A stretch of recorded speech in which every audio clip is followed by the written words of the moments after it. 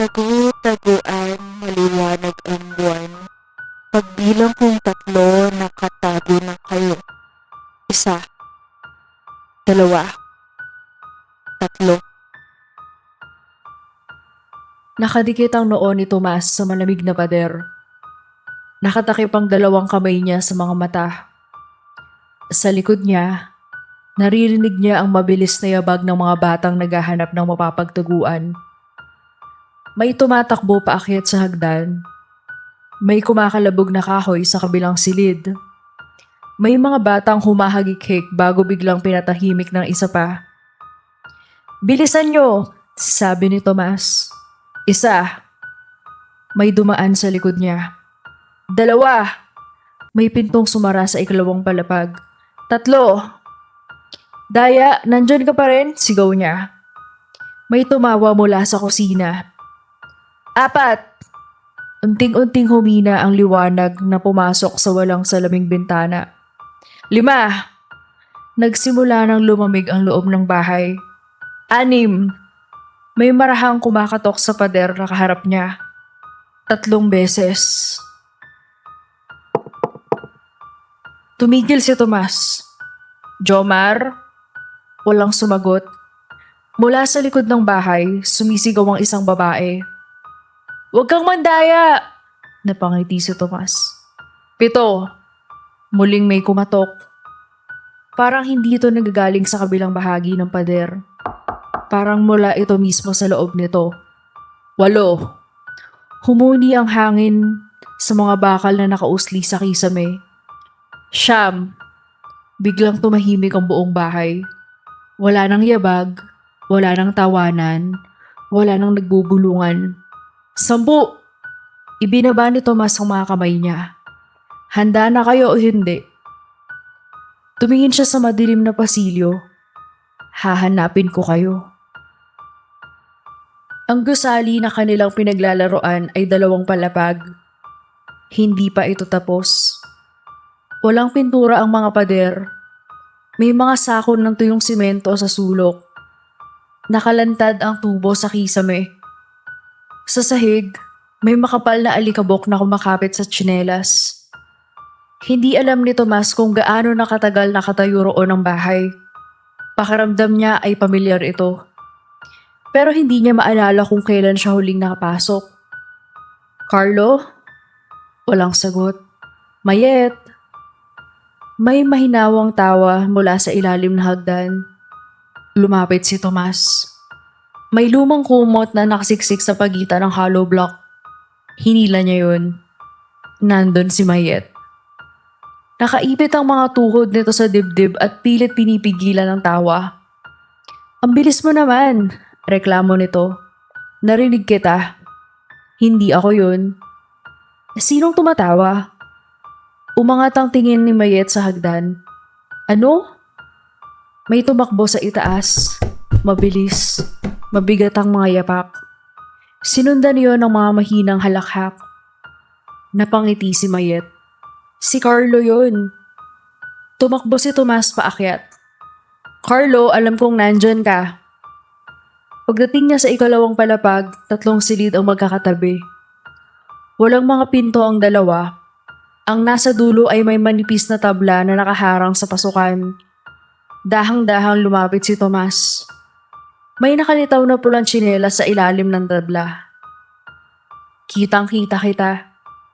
Inalis niya ang tabla. Nakasiksik si Carlo sa sulok, yakap ang sarili, pero hindi tumatawa. Nakatitig lang ito sa dingding. "Carlo?"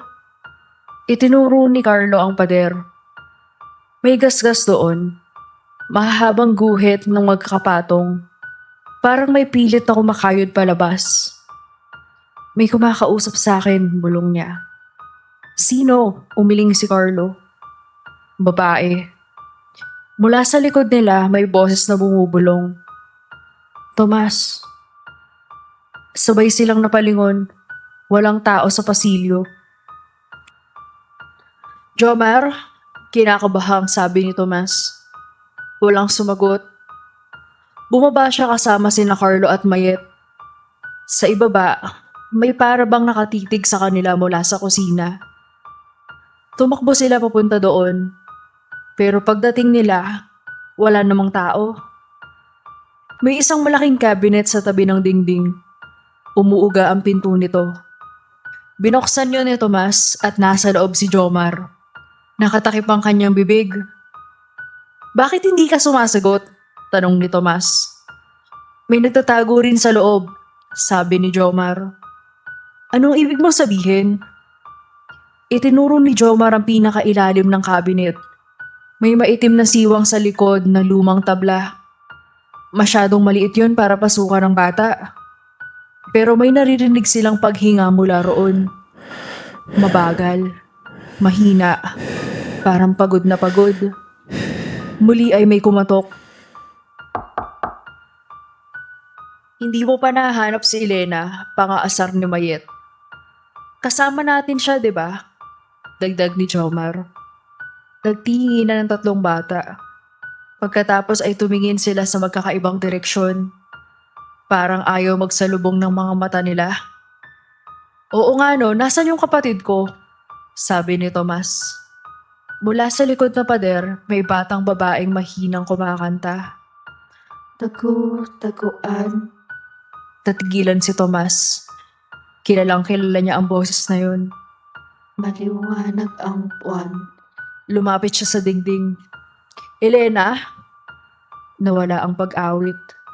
Idinikit niya ang tenga sa semento. May marahang paghinga sa kabila.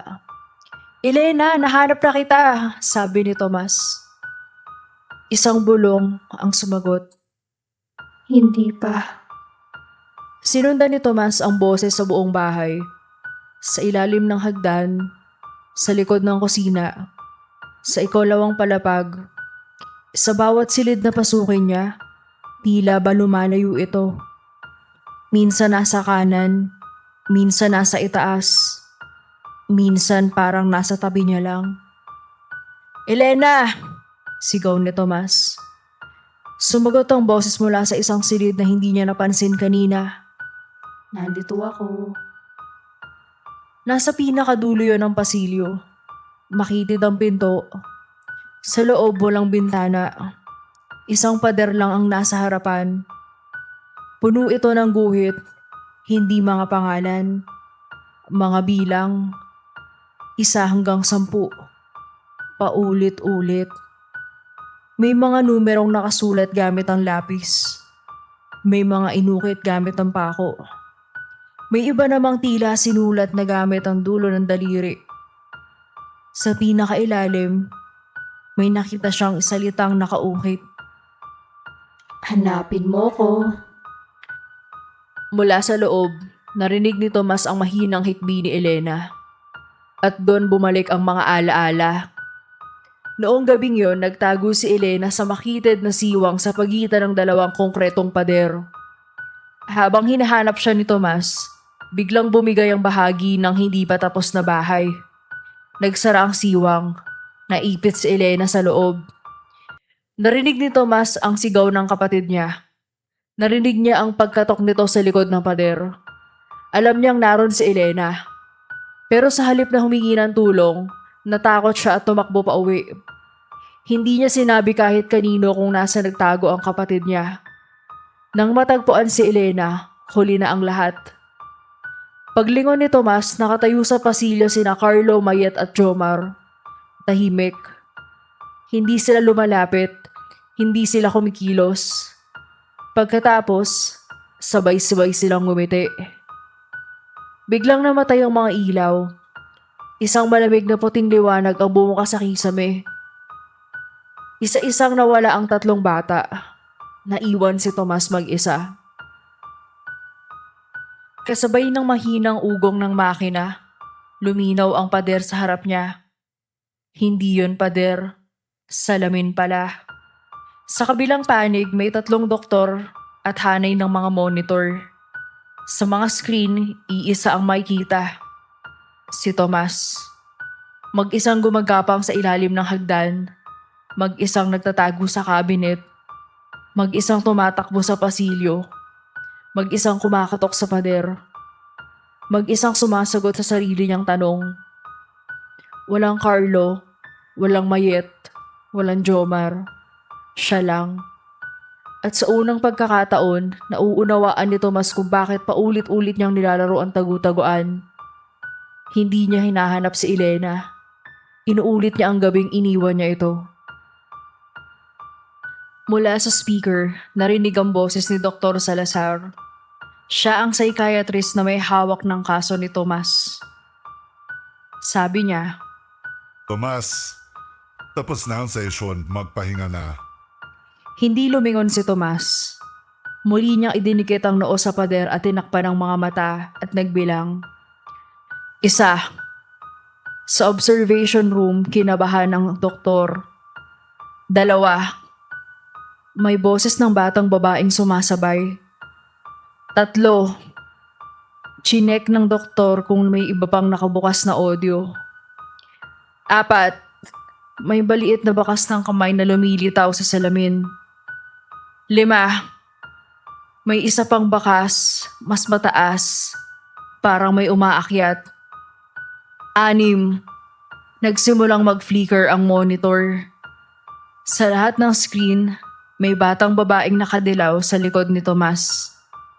7. Napalingon si Dr. Villanueva sa likod niya. Walang tao. 8. Namatay ang monitor at iisa na lang ang natira. 9. Nagpatay sindi ang observation room at kinabahan ng doktor. 10. May kumatok sa pader. Tumingin ang doktor sa nag-iisang monitor na nakabukas. Ngumiti si Tomas sa harap ng kamera. Handa ka man or hindi, hahanapin kita.